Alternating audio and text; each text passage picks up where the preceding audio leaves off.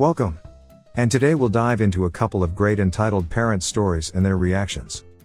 Coming up we have entitled parent left his kid alone at the airport. Plus we have mom uses my locked private diary and only truly safe space as her daily reading material. I just know you're gonna love these stories, so this should be a fun session. Hi, this is Derek. I just put the Drama Llama, Fred, back in his pen so that I can do this quick video for you with some of the stuff that Fred found on Reddit earlier today. If this is your first time watching our videos, help me out by watching to the end, and then giving me some feedback in the comment area below. I do respond to every single one, so don't be shy. And if you want more of these videos daily, don't forget to like and subscribe, with notifications turned on for this channel. Oh boy, let's get ready for some stories.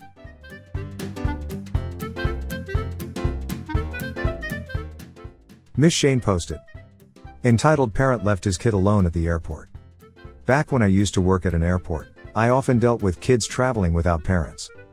This was a paid service called unaccompanied minors, available to everyone under 18. But mandatory to kids under the age of 12 who traveled alone. The rule is that the parent or guardian or whoever escorts the kids. For the sake of clarity, I'll just refer to them all as parents from this point. Has to stay at the airport until the plane is in the air. This was in case the flight was cancelled, because the paid service did not cover anyone staying with the kid until the next flight.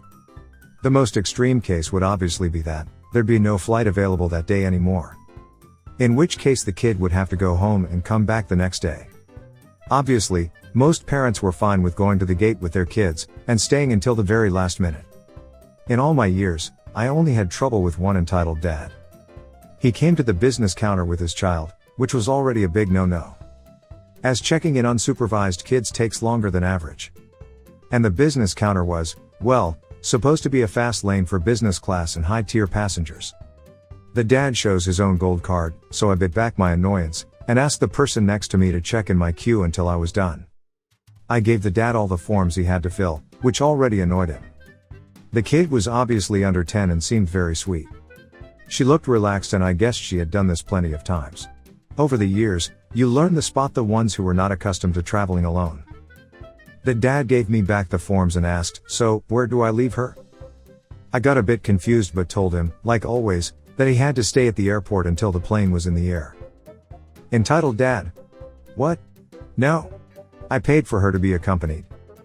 Me? Well, yeah, from the gate to the plane and from the plane to arrivals. Entitled dad. I have a meeting, in a town 3 hours away, I can't stay with her. Me? Sir, what if the flight is cancelled? We'd have to call you back. Entitled dad. She'd stay here with you, wouldn't she? Me? It's not a possibility. Sir, you agree to the terms when you pay. Entitled dad. I didn't pay for this, her mother did, and she told me I could just leave the kid with you. At this point, the kid started crying. Daddy, please, come with me. Entitled dad. Don't start, you like flying, don't you? Kid. Mom always comes with me. Entitled dad. I don't care, I don't have the time. I want to speak to your manager. While we waited for my supervisor, we heard an announcement through the loudspeakers about a car in the no parking zone. The entitled dad went, crap, and ran away, leaving his daughter at my counter. She started crying in earnest, and I panicked that the dad was taking this opportunity to bail. My supervisor came, we closed my counter completely. The queue was almost empty at this point, and took the kid aside to talk over our options, hoping that the dad would come back. After 5 minutes and no dad later, we tried to call him, his number was one of the papers he signed. No answer. Then we tried the mom, whose contact info was also on the papers. She said she'd call the dad, and asked if there was any way we could take the kid to the gate, if he didn't appear, if she promised she'd be there in about 30 minutes. We told her that there was still plenty of time before the flight left, and they could skip the security queue. So we could make a little exception, and wait for her at the check-in with the kid, but that we wouldn't let the kid go to the gate without a parent. The mother was understanding, and told us that either she or the dad would be there soon. A few minutes later, the dad did come back, arguing over the phone with who we assumed was the mom. He yanked the daughter by her arm and took her through security. We felt bad but thought that was that. No. I went back to my counter to finish the check-in, and then got a call from the gate, telling me that the dad had left the kid with them. Obviously, there's a lot to do before a flight leaves, so they couldn't really look after her, and they asked if I could try to see him and tell him to come back. I didn't manage to spot him, and my supervisor told me to go sit with the kid while she, again, called the mom. My shift was about to end, so I didn't have to hurry anywhere except home, and I agreed to work a little overtime. The kid was in tears and my shift manager had to get involved. While my supervisor called the mom, the shift manager called the airline asking if we can allow the kid on the flight, if there's no parent present, when the flight leaves. We were a ground handling company and did not directly work for any airline. They told us straight up that no. Fortunately, I then got a call from my supervisor telling me that the mom had arrived. To make things easier at the security, me and the kid went back to check in, the mom signed new forms, and escorted the kid through security again. The kid made the flight fine and it left on time. The mom was so embarrassed about the whole incident, but didn't really stay to explain the dad's behavior, and well, it wasn't really our business anymore. She did say this was the first and last time the dad would ever escort the kid, and thanked us for doing all we could. She was obviously upset and overwhelmed, but we're not a country where we share more than we have to. So it was not surprising that she just left after the thank you. I had to stay a while longer to write an incident report and got home absolutely exhausted. Anyways, I wanted to clear something out just in case. We didn't call authorities right away because we got a hold of the mom. If we had not been able to contact anybody within 10 or so minutes, or if the mom had not arrived when she said she would, then of course we would have. I don't know what my manager and the mom talked about during the time it took for me and the kid to come back from the gate to check in. But I was told the matter is settled for now, and the mom even told the kid it's okay if she wants to stay home. They would have lost the price of the ticket. I don't want to put any blame on my manager or supervisor, they were, and are, amazing people. And they had been the ones to actually talk to the mom, and I'm sure they made the right decision. All I heard the mom say was thank you. And this is the first and last time he'll ever escort her to the airport. Please don't think we were just like, nah, she'll be fine with that monster. And no, the gate would not have boarded the child if the parents were not there. The call to the airline was made to confirm what we already knew in case the parents wanted to complain. In this industry, companies tend to cover their own mess from legal liability the best they can. Hence the rules about parents staying at the airport until the plane leaves. What are your thoughts on this fabulous story? Please share in the comments below. Now here's how some Reddit members reacted to this story. Robin J03 reacted with, did he honestly think he was just dropping her off at the babysitter? Payutharbihig reacted with, I don't want to sound rude, but I sometimes think that these kinds of dads act like this intentionally and acting uninformed. Because they don't want to do something extra for their child anyway. And hope to get away with this the next time. Like intentionally acting helpless and blaming others for this situation.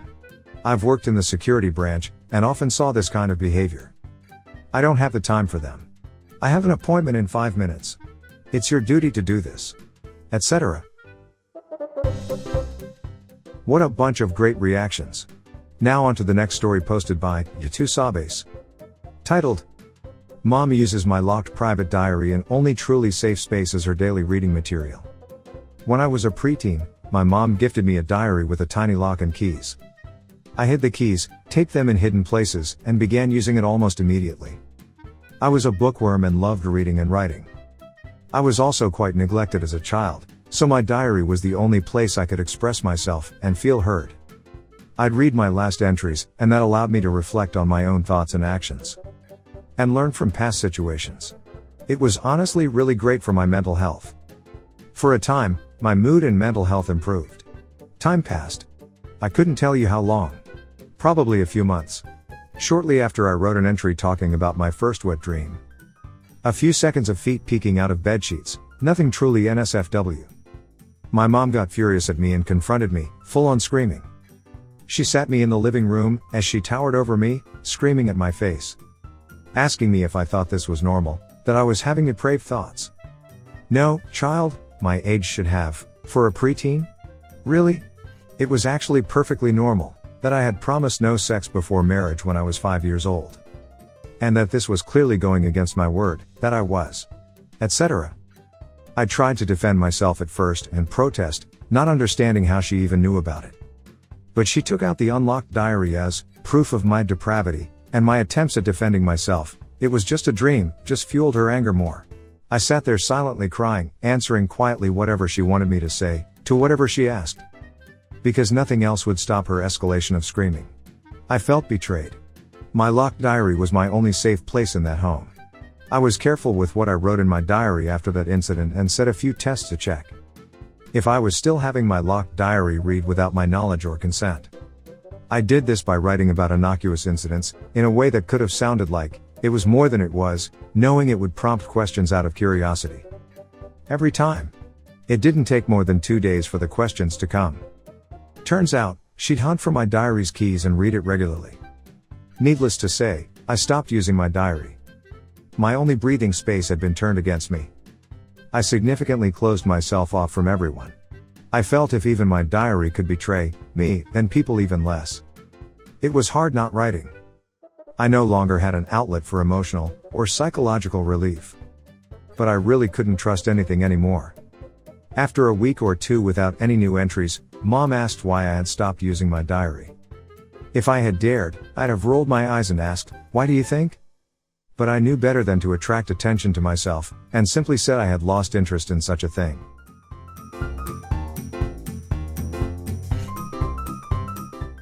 What are your thoughts on this gloomy story? Please share in the comments below. Now here's how some Reddit members reacted to this story. Lady of Mortar reacted with, "My mom did this to both of my older siblings with their diaries. She also would talk about the contents of those diaries to her friends during their visits, even in front of my siblings. I never kept one because I saw the effects of it. As a result, I still can't get myself to note down even important information, because of the distrust of written evidence I got from my mom. Counseling is helping, but that distrust is real deep set." Good idea. Start with T reacted with, "My mom did something similar, so I started writing in code. I remember her face when I walked in, and she couldn't read it. Lol. Demands I decode it. It was met with an absolute eat grin. And a no." And finally, Tuna Tofu reacted with, "As we did in previous generations, time to keep 2 diaries, and start making up some seriously weird crap. Like, we're planning to write Broadway plays, so have been sending money to a theatrical agent from your parents' account.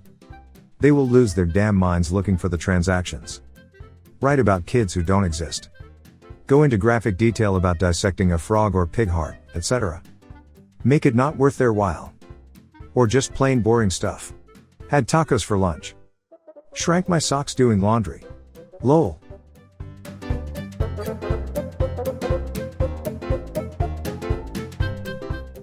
Well, there you have it. A perfectly great set of reactions from a bunch of upstanding citizens. Help support this channel by smashing the like and subscribe buttons. And hit that silly little bell as well to ensure you get the latest videos as they come out. Fred is always finding stuff for me to post regularly. So this is Derek signing off. Thanks for watching. Good grief, it sounds like Fred is out of his pen again. He must have found more stories for me to share with you. See you soon.